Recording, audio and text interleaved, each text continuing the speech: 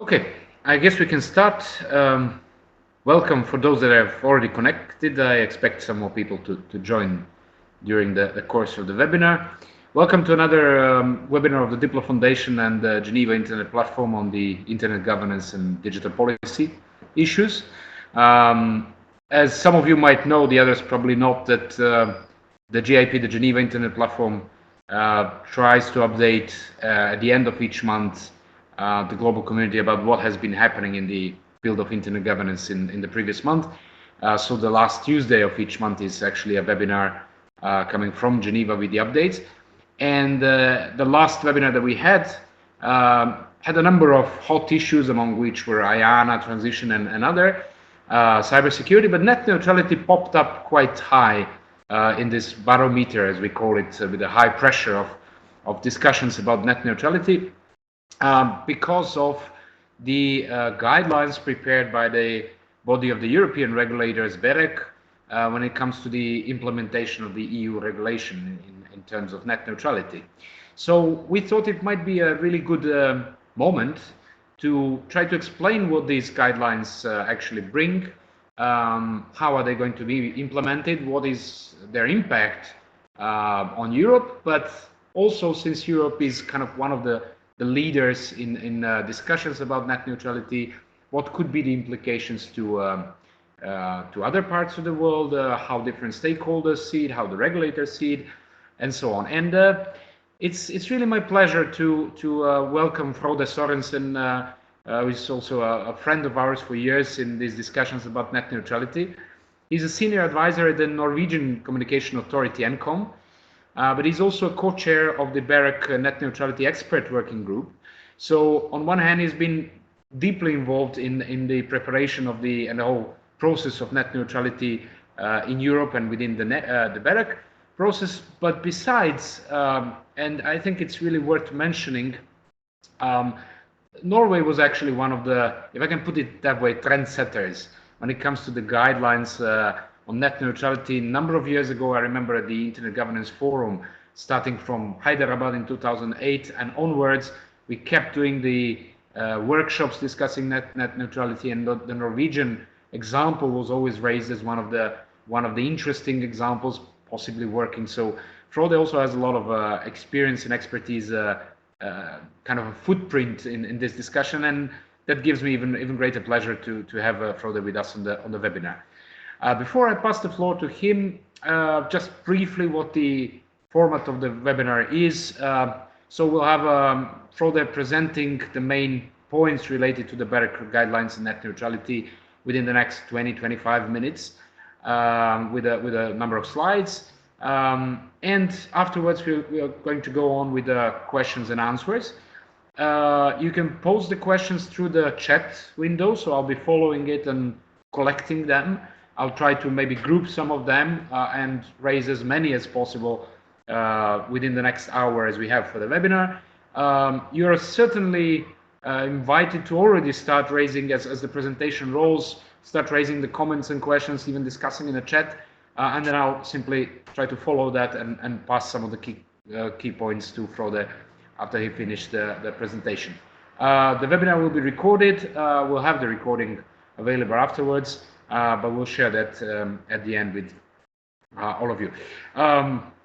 Frode, I leave it at this, and the floor is yours, so you can start. Thank you very much, Vladimir, for this very nice introduction. I'll try to guide you through the European state of net neutrality, and I emphasize that my presentation today is as an employee of the Norwegian regulator, but I'll also give my lot of information about the BEREC guidelines and the European regulation in general, of course. If we take a quick look at the content of my presentation, I will briefly give an introduction to net neutrality and the timeline. And after that, we'll go through different aspects of the European net neutrality, looking into the aims, the commercial and technical practices, to some extent, I guess we also have some time to explain about transparency, supervision, and enforcement. But I most of all want to have some time in the end of my presentation for a discussion about the possible impact of these guidelines from BEREC, and finally a short summary before we go into this open discussion which Vladimir will chair. Looking at the background of net neutrality, I guess it is familiar to many of you, but to make sure we have common understanding, a common starting point of this discussion today. The view users have of the internet is like this. It's the over-the-top view where you have your computer as an end user and you are communicating typically to servers with information, or maybe also to some other end users. This is actually not the internet at all. This is the content that is available over the internet. So when it comes to net neutrality, it's important to understand that the net neutrality is related to the network layer, which is used to interconnect all of these computers. And if we summarize what net neutrality is in a very short phrase, we can say that first of all, content and applications that we connect and communicate over the internet is decoupled from the internet, from the network layer, and that net neutrality belongs to this network layer of the internet. So it's the transmission of information over the internet that is neutral. That's the core, the essence of net neutrality.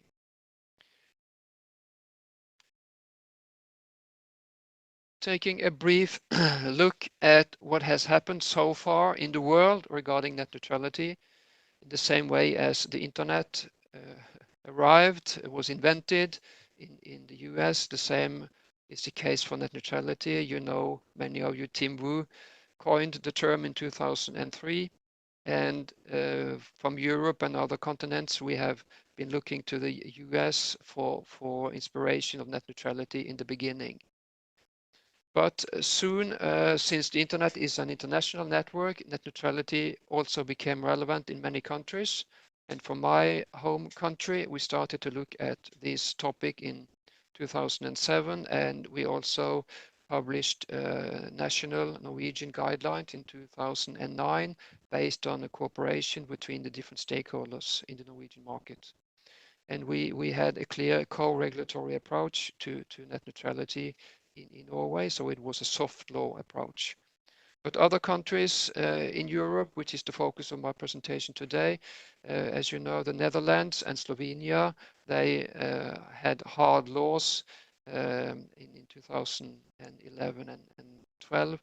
These laws were applied to the market.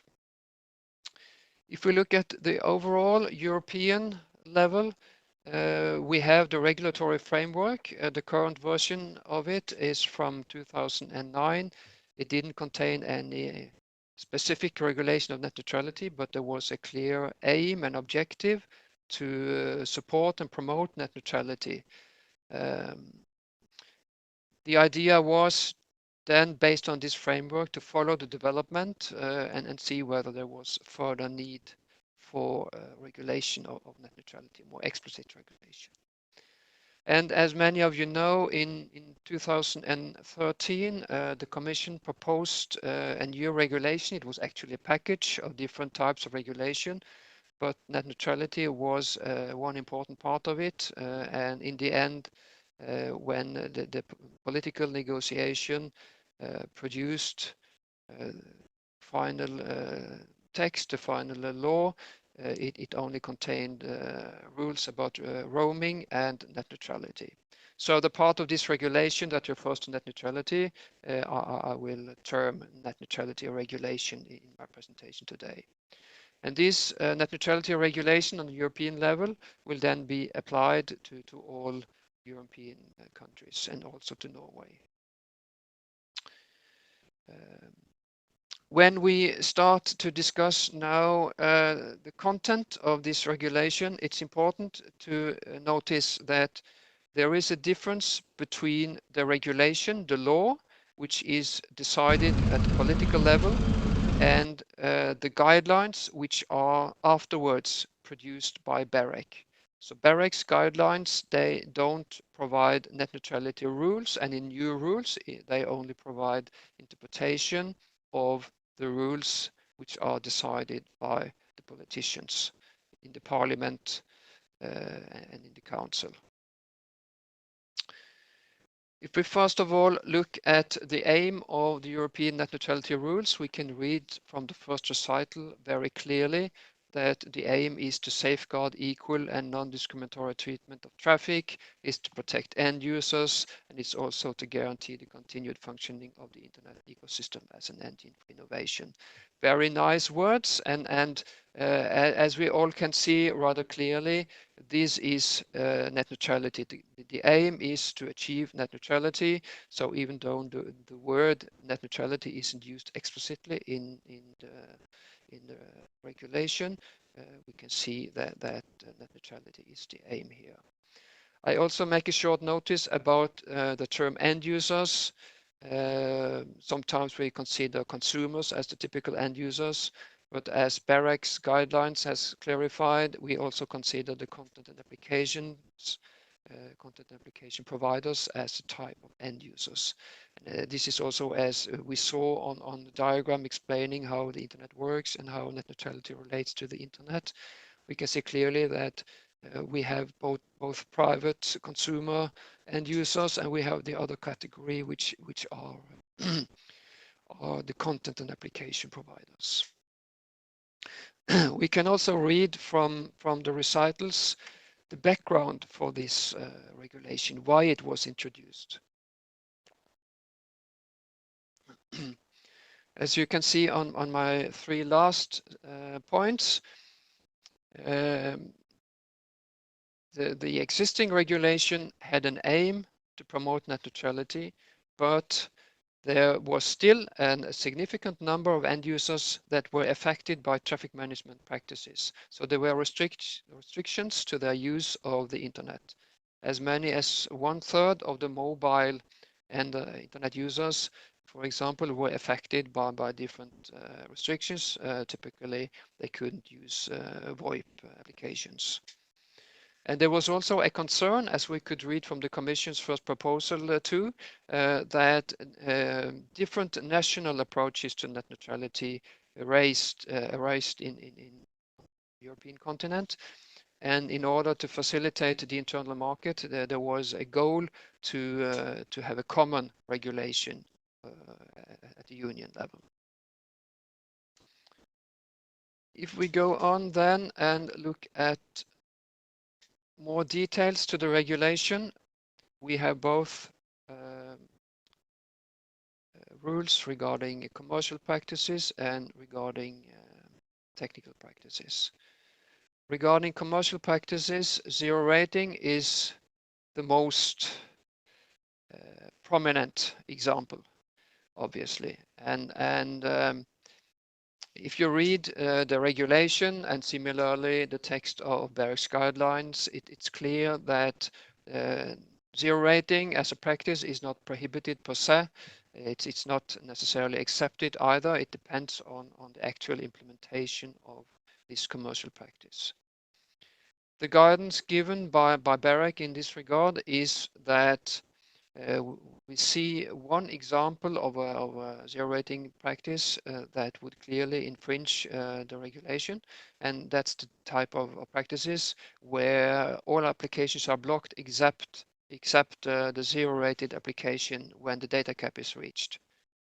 This is due to the fact that in this case there is also a technical blocking of applications. So this is why this is considered by BEREC to be a clear example of infringement regarding commercial practices. In other cases, there will typically be more or less clear. It will typically be less clear what is allowed and what is not allowed. And in order to assess other practices, BEREC suggests a set of criteria in its guidelines. These criteria are circumvention of general aims of the regulation, the market position, both of access providers and content providers, its effects on end users' rights, And as I explained previously, we both consider consumers and other types of smaller businesses, as well as content and application providers. And finally, regulators should take into account the scale of the practice and availability of alternative offers. Moving on to technical practices, we have both technical practices related to the Internet Access Service, and we have technical practices related to other services provided in addition to the Internet Access Service. Traffic management of Internet Access Service is typically provided at 3 different levels, and you can clearly see these levels in the regulation. First of all, we have the ordinary best effort handling of traffic, which is the treat all traffic equally phrase used in the regulation. As a second step, the operators are also allowed to use reasonable traffic management. And this term reasonable traffic management isn't used exactly as in the same way as, for example, the FCC regulation. So it has a specific meaning in the European regulation. And it's explained in the legal text that reasonable traffic management is based on objectively different technical quality of service requirements. So it means that the quality of service requirements of the traffic has to be the reason for applying this kind of traffic management. Typically, traffic will be handled in specific categories of traffic, and there is also a requirement that the traffic, the specific content of the traffic shall not be monitored in order to provide these categories of traffic. It remains to be seen to what extent this kind of traffic management will be used by operators. But anyway, this is something that is known from technical specifications, and there is a possibility for operators to do this and still be in line with the European regulation. And finally, as the third category, which contains a list of 3 different exceptions. In these exceptional cases, the operators are allowed to perform more strong way of traffic management, such as blocking of traffic or slowing down, which typically means throttling of specific applications. Only in very specific exceptional cases this is allowed, and these exceptions are compliance with other laws, its preservation of integrity and security, and finally congestion management measures. And I want to emphasize in this regard that there are still some possibilities for blocking of traffic, which sometimes is something the end user wants to do himself. And then this alternative is that any measures you as an end user perform in your terminal equipment is of course not regulated by this law. So the regulation is only related to network internal functionality. For example, blocking of traffic provided by the ISP would be regulated by this regulation. But if you, for example, want to have parental control functions on your PC, that's of course an obvious alternative for network internal practices. And finally, I also want to emphasize regarding traffic management of the Internet Access Service that regarding the specific exception of congestion management, there is a requirement that the use of this exception should be proportionate, and this relates to whether the practice is application agnostic or application specific, which is also discussed in rather detailed explanations in BEREC's guidelines. So even though congestion management is needed, you don't necessarily need to use the strongest type of congestion management. Possibly congestion agnostic traffic management could be sufficient.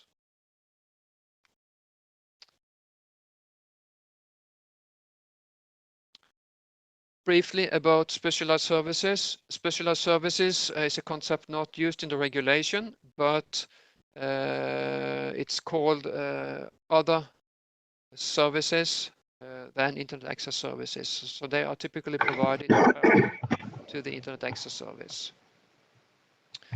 So I'll just finish the description of the specialized services now, and then we can go to the discussion concluding part afterwards. So examples of specialized services are very good to use in order to understand what the concept is about. And BEREC guidelines provide 3 examples. It's the new upcoming voice over LTE in the new 4G networks. BEREC considers that this may be used as a specialized service. We have linear broadcasting IPTV services with quality requirements and real-time remote health services. These 3 examples are considered to be usable as specialized services. More generally speaking, there are requirements regarding specialized services. First of all, there is a requirement that there should be a necessity to have this service, which means that it can't be provided with sufficient level of quality on the internet. The second requirement is that there is sufficient capacity to provide these together with the internet access service. And the third requirement is that the specialized service is not supposed to be a substitute of the internet access service and thereby provide a way of circumventing the regulation. So I skip two slides regarding transparency requirements and supervision and enforcement. These are less complex and less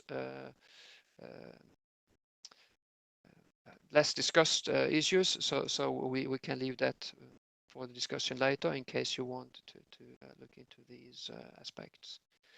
So I just go briefly now through my discussion points, which I have an understanding there is particular concern about regarding how to understand the regulation, and then I'll close my presentation and we go over to this two-way discussion afterwards. So first of all, it's important when we continue the discussion, but also in my presentation, that the regulation itself, which is provided by the political level, sets requirements, and these requirements can't be changed and couldn't be changed by BEREC when they provided guidelines. So therefore, many concerns that have been regarding the regulation are actually, in my understanding, mostly related to the regulation itself and not to the guidelines which interpret the regulation. And this we can return to afterwards when we take the discussion. I think it's important to emphasize when it comes to the impact of the regulation that I believe, and the goal with the regulation as well, I believe that end users' rights has a very good protection in this regulation, and there is an emphasis of end users' control. So when there is a requirement for equal treatment of traffic, and I explained there are some exceptions to this equal, and when the end user has an explicit right to run applications, there are actually no limits regarding how the end users can use his access. And this should be a very good protection to the freedom of expression, for example, which would be a more higher level impact of this kind of regulation. So from the end user's point of view, I would think there would be a very good protection. That's my understanding of the current regulation. Regarding the content and application providers, which are typically in the focus of this aspect of innovation, they are protected as end users, as I've explained already. But I also want to emphasize that it's not only still possible to innovate on the edge, there is also considerable possibility to innovate in the core of the network. If you look at more detailed discussions about technical traffic management, what is allowed and what is considered to be an infringement, there is a very good compatibility between what the regulation explains and what the internet technology has in its current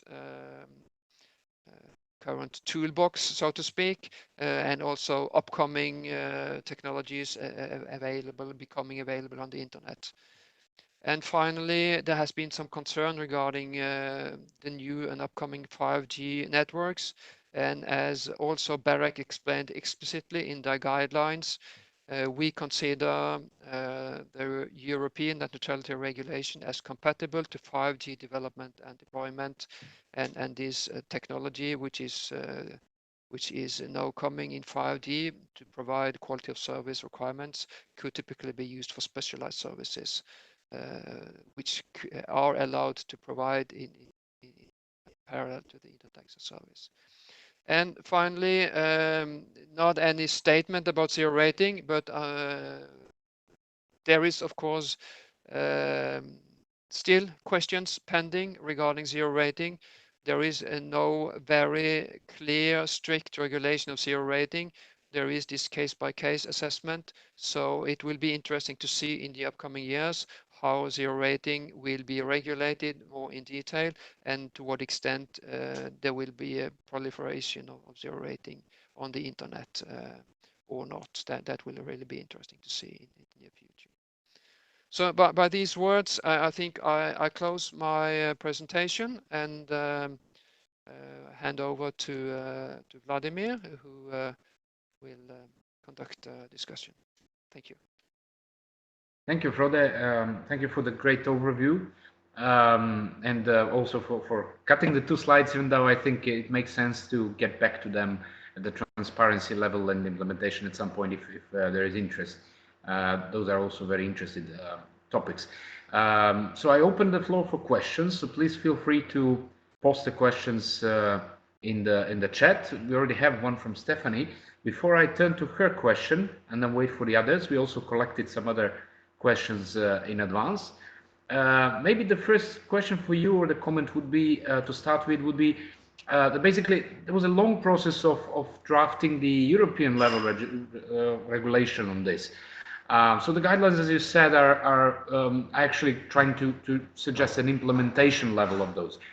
But to what extent are the guidelines obligatory for the regulatory authorities? So how do you see the next steps of implementing these guidelines, and can we expect that the regulators throughout Europe will take them seriously? We have already seen some of the reflections from the UK and other countries. Okay, UK is maybe a different case, but anyhow, to what extent do you see that the regulators are going to obey to them?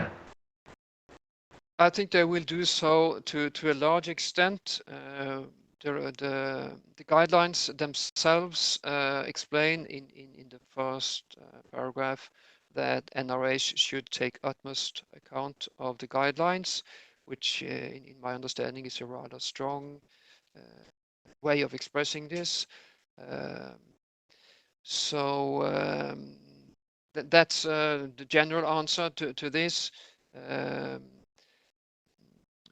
When it comes to practices that will be assessed on a case-by-case basis, which is typically zero rating, it's of course more difficult to know how uniform the regulation will be across countries.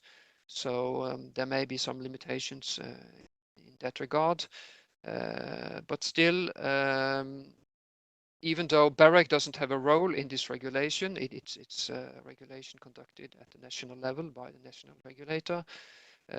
BEREC is still a forum for regulators, so we meet regularly and discuss cases. So we have a possibility to exchange views and leverage on each other's experiences from the market. So I believe we can achieve a rather uniform regulation of zero rating as well, but it remains to be seen, of course. 2 build-ups on that aspect. One is you might maybe shed a little bit more light on the process of coming up to the guidelines, in the sense of we know the last phase when there was an open call for comments. There were hundreds of thousands of comments from civil society, from telecom sector and so on. But simply, how did the process go? To what extent the other regulators maybe have been involved? I suppose they have in the whole process of drafting, which might give us maybe a bit more light on the implementation level as well. What can we expect? In the internal development of the guidelines, there was a huge interest among regulators. So I think this was one of the most popular, so to speak, topics in BEREC at the time. So I will say regulators all over Europe have involved in this. And during the development phase, we also had, first of all, dialogue meetings with different stakeholders at the very early stage to take their views and concerns into account as we started the development of the guidelines. And then we had this public consultation, which at least at the European scale, it was a huge interest for the public consultation. Even though we didn't receive as many responses as they did in the US. So I think I would say that we have sought views of the market and of the different European regulators, and have taken all of this into account in the final guidelines. That's my clear understanding. Okay, great, thanks. We'll get back more to zero rating and the specialized services a little bit later. I want to move to Stephanie's question, which is linked basically to what I mentioned previously on the GSMA and Vodafone. They already raised some questions, and the regulators in the UK and so on, where Stephanie says the ISPs may be in breach of regulations if they block adult content, even if customers opt in. The effect of child owner and protection measures. So who will take final decision in the UK and other European countries? Does BEREC have any position on that? Yes, we have explained something in the guidelines, but I think it's important to roll back and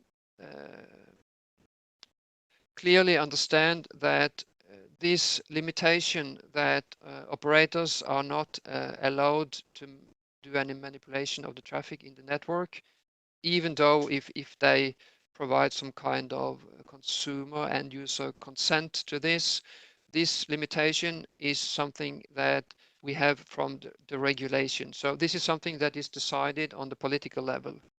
So even though BEREC guidelines also goes a little bit more into detail about this and explains how we understand it in detail, this is not something that, this is not a rule that BEREC has provided. This is an interpretation of an existing rule in the guidelines. Regarding how this may be handled at the national level regarding concrete practices that we have or practices that will emerge. We have in the regulation the exception in Article 3.3a where operators based on other laws can block content.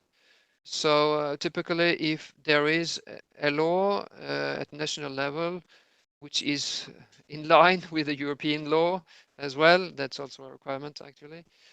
So if there is such a law at a national level, then it will be a different case. Of course, if the operator is doing this kind of blocking due to a national law, then this will be in line with the European regulation and also with BEREC's guidelines. So I think this is the way to solve this problem, either to do it in the national legislation, or alternatively, as I explained previously, you can do this on your own terminal equipment if you want. So the terminal equipment basically is not part of the coverage of the BEREC guidelines, right? No, because there is actually a requirement that you as an end user should be able to connect whatever end user equipment you want, whatever kind of terminal equipment you want, you should be able to connect, and also you should be able to install applications on this equipment. So therefore you are free to do the kind of blocking you find necessary for yourself or your children, for example. Good, thank you. Okay. Another question relates, and we received one more, and I'll pass it in a minute. Another question relates to the criticism part of the BEREC's guidelines. So on one hand, the civil society seemed to be quite happy, even though there was a long process of developing the civil society opinion as well, and it's not unique, definitely. And on the other, we heard some of the criticism from the telecom sector that the guidelines might be too prescriptive in terms of the ex-ante prohibitions as opposed to the ex-post approach that they consider that the regulation actually took. So do the updates, I mean, the guidelines carry a change in this approach from the regulation to the guidelines itself, to the implementation? How do you see that? I can provide discuss two aspects regarding that.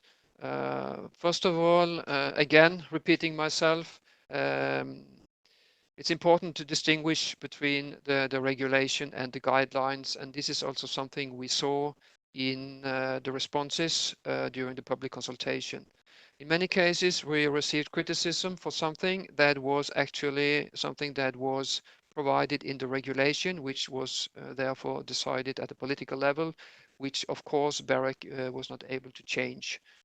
So this is important when you look into whether you are happy or not with the regulation. Everybody can, of course, be unhappy with anything as they want, but it's important to understand where to address this unhappiness. Whether it's an interpretation that is too strong from BEREC's point of view, from BEREC, or whether this is something that's actually provided in the legal text. I think that's important to emphasize.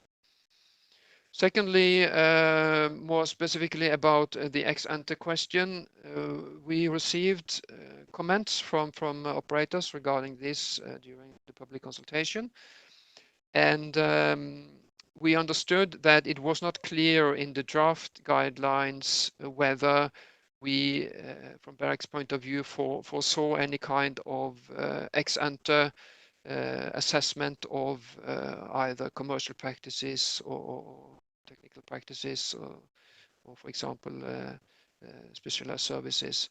But this was never the intention. But in order to make this 100% clear, we added some text in the final guidelines explaining that explicitly. We explained that there was no requirement to ex ante have any kind of acceptance for the practices that the ISP want to have in his market, want to use in his market.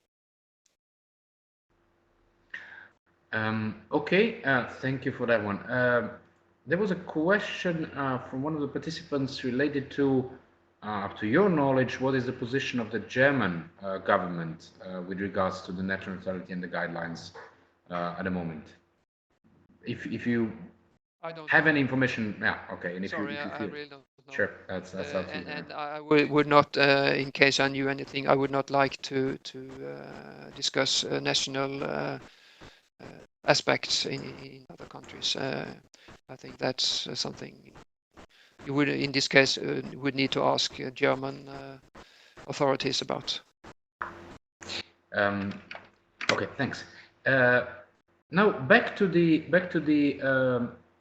probably some of the hottest aspects of the guidelines and the net neutrality discussion in the recent year or two or three is actually the zero rating and specialized services. So the first question or comment was related to a number of there was a group of individuals and think tanks that criticize aspects of the guidelines related to zero rating and specialized services, simply being worried that the guidelines might actually ban to some extent or disable zero rating and other specialized services. The question was, or kind of a suggestion, that the BEREC should instead follow, and I'll quote, permissive case-by-case approach informed by economic analysis, allowing for experimentation with beneficial forms of pricing or traffic differentiation. So in relation to that, you clearly outlined some basic guidelines when it comes to zero rating, and you mentioned that it's still, of course, open. But to what extent do you see that whether the guidelines were kind of maybe overly disabling the zero rating and specialized services, and could possibly endanger some kind of innovations and experimentation, as they put it there? If I understand you correctly, you are both addressing zero rating and specialized services, and I think we should discuss them separately, as zero rating is a practice which is not related to specialized services. Zero rating is something that's related to the internet access. So zero rating is when you don't pay for some selected part of your traffic, of the traffic you send towards the internet. So it's typically one content provider which you access over the internet, and you don't count that traffic from your data cap. Alternatively, it could also be a group of content providers which you don't count. But it's anyway a question about traffic over the internet access. And as I also explained in my presentation, there is no prohibition to provide zero rating. So in my understanding, therefore, there is possibility for experimentation, and typically if you provide some kind of beneficial services, as you use as an example, that would of course be something that would be taken into account by the regulator when he assesses the practice in the market. So typically the regulator would have to take an overall view to the national market, and I listed the different criteria that come into account,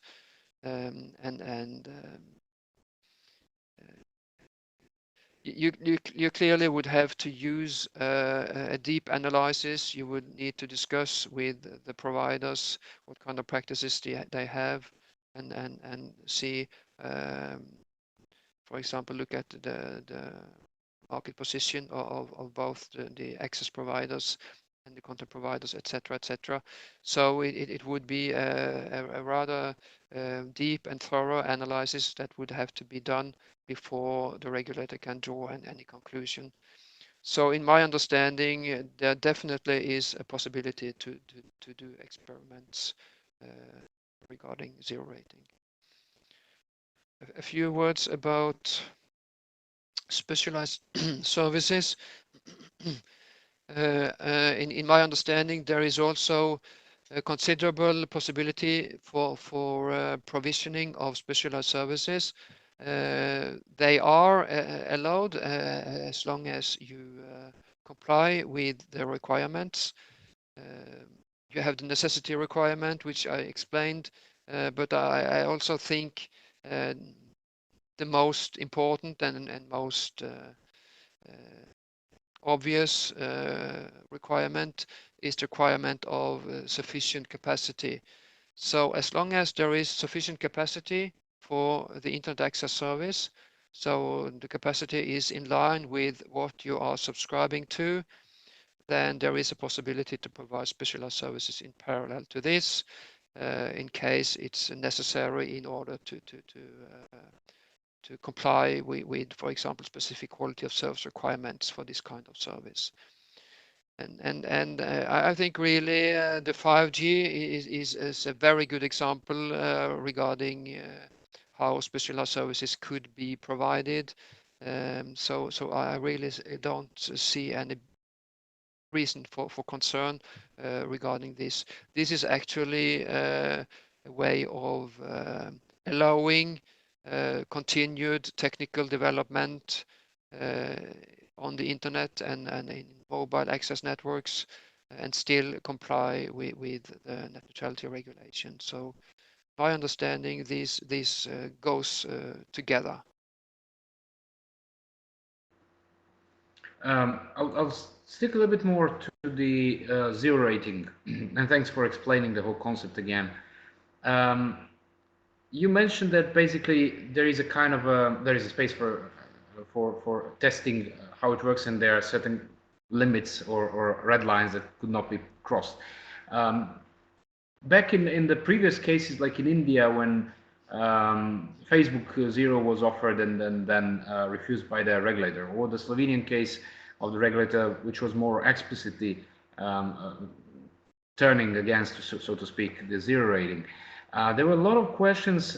Do we actually know, do we actually have enough information, and in that sense measurements, if we wish, what is the impact of the zero rating on the overall population, the way they use the internet, on the education level, on the their willingness to access other services and so on. And it appeared in the previous couple of years in discussions at the Internet Governance Forum and Eurodec that there are not that many research and analysis how the market behaves and how the users behave. Is there any specific mechanism or foreseen mechanism by BEREC or the regulators? How should this observation be made? Should there be any kind of a regular analysis? Who should be doing it? How should it be done? Or it's rather on the telecoms and the other side to show that there is no impact? How do you see this kind of a quantification and measurement of the effects of zero rating in the link to guidelines?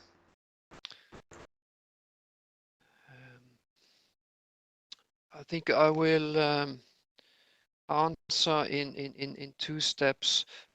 First of all, when it comes to comparison between the European regulation and other regulations, whether it's a former national regulation in a European country or a different continent or a larger country like India, I think it's important that it's a different legal framework. So BEREC guidelines, they can only provide guidance based on the European legal framework and the net neutrality regulation, specifically in this case. So and therefore, as the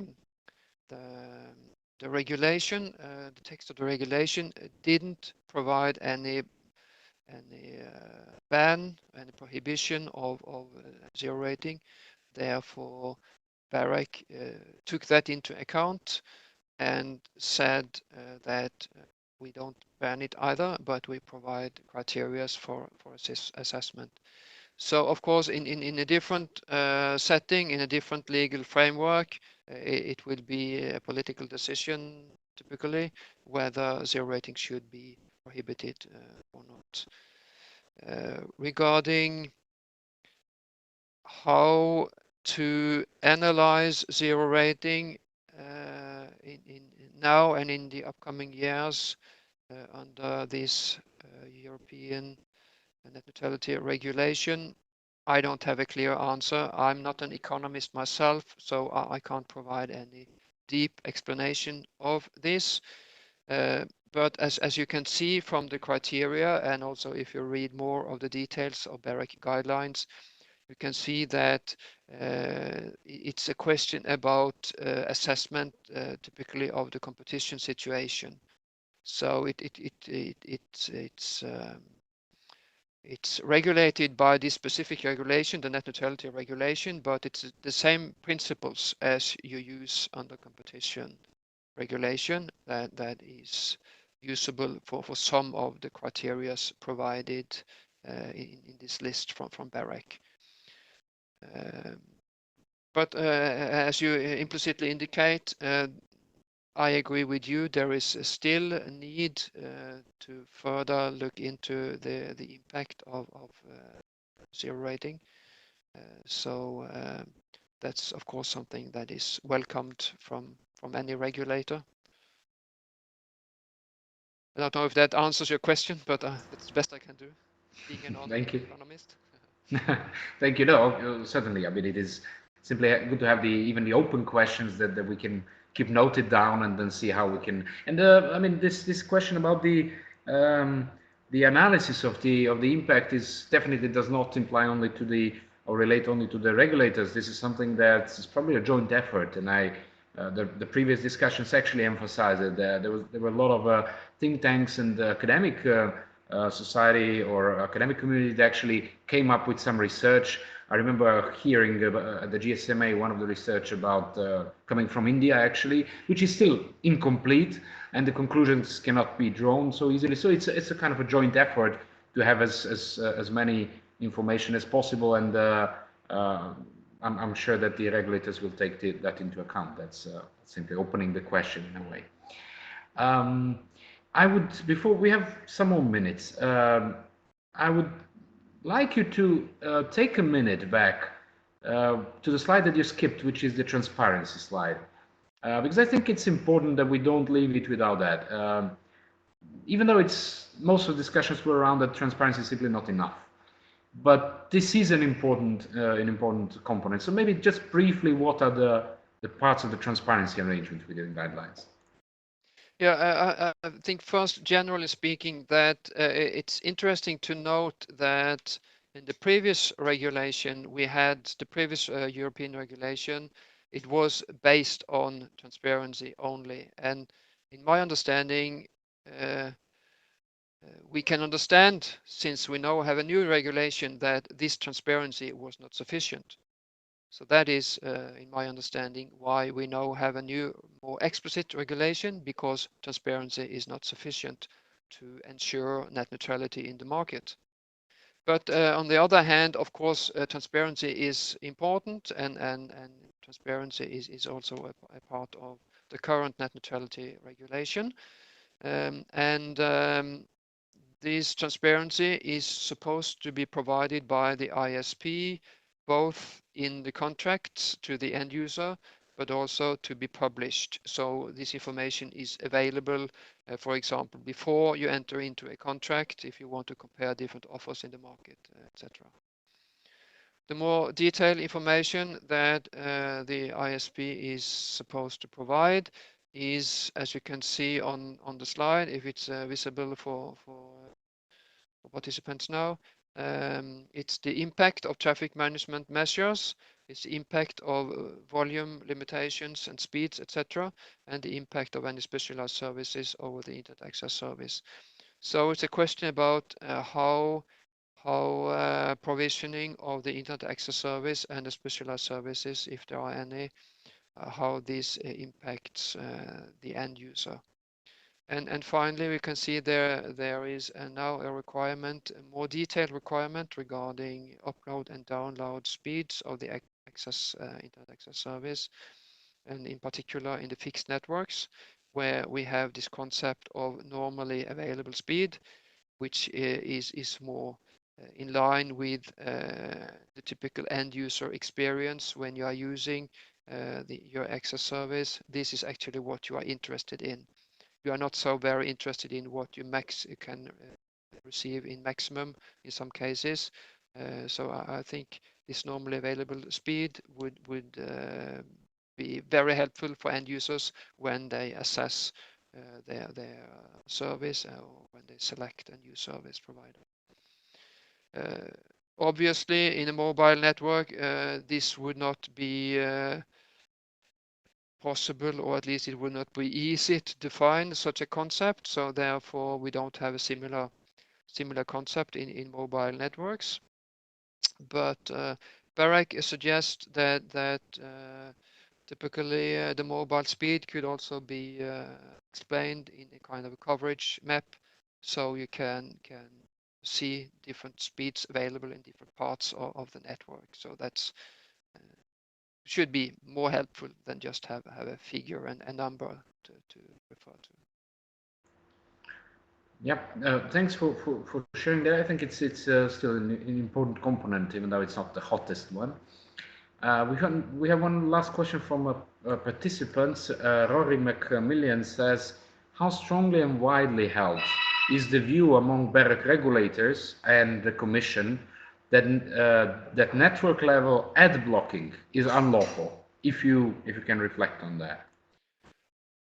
Yeah, generally speaking, there is a common understanding that the current regulation, this is the law provided by the political level, the current regulation prohibits such a practice. That's the general understanding. So there is, in my understanding, no disagreement about this.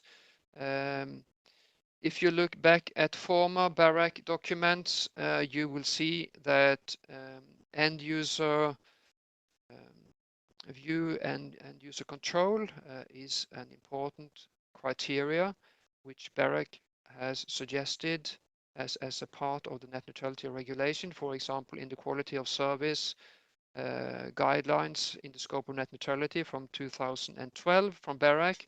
This is explained as a criteria which BEREC would consider to be a good criteria in general. But under the current regulation, we do, of course, follow what the political level has decided, and therefore we have this understanding that network level implementation of such measures would infringe with the current regulation. That's our understanding. Good. Thank you. Before we close, I wanted to maybe wrap up with you and I had a discussion and exchange over the email about how to frame the whole dialogue. And one of the questions that I simply liked, and the way we put it at the end, was that possibly with this BEREC guidelines, we might have all the sides equally unhappy. And that throughout this process of negotiations on net neutrality and debates in the recent years, all sides have somehow been coming closer to the zone of possible agreement, as the diplomats would say.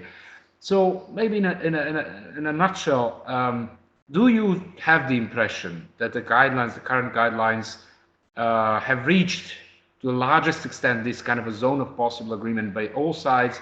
And can you say that you feel that all the parties are equally happy, or at least equally unhappy, or you think that there might be further iterations in this process? I think we need more time to understand this clearly, but of course it's a part of the process in the earlier stages to be unhappy. That's a part of the way you argue in the discussion. And I think I can at least say very clearly that we took into account comments from the different sides, and there were several updates to BEREC's guidelines after the public consultation typically to clarify the text. So I feel we have a rather good consensus at the European level now, but of course stakeholders have interests and they want to follow these interests, and therefore of course I understand that they would have done this differently if they could decide on their own. But I think it's a good compromise, and let's see in a year or two. I think then it's more clear to understand how happy or unhappy the different stakeholders will be. I think it's too early now. Thank you, Frode, and I'm sure you'll keep being involved in the whole process. Thank you again for joining us and for your time and this good debate. I know that you're overwhelmed these days with questions and comments about the guidelines and the whole process, but I'm sure we'll be in touch further. And thank you all for participating in the webinar and throwing good questions in. The recording will be available in a day or two, so we'll share it with you. We'll also reflect on the whole topic of net neutrality and other internet governance topics during the next monthly briefing from Geneva online, also on a webinar last Tuesday of the month, but you can see in the Diplo calendar and the GIP calendar.